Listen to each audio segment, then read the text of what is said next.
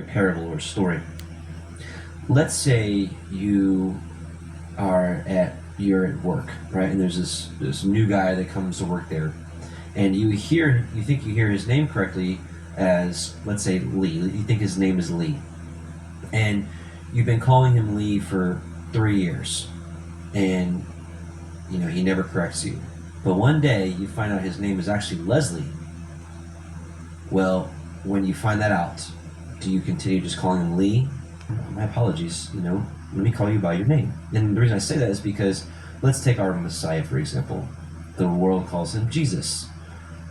I'm not offended by this name. I think all of us came to the truth of salvation by that name.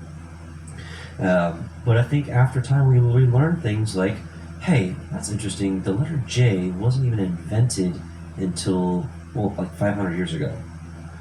And we learned that Jesus is a transliteration of the Greek Iesous, and Iesous was a transliteration of Yeshua or Yahusha, whatever you think it may have been. But regardless, because the name Jesus is a transliteration of a transliteration, that name is so far removed from the original name, it's almost like calling Eric Bob.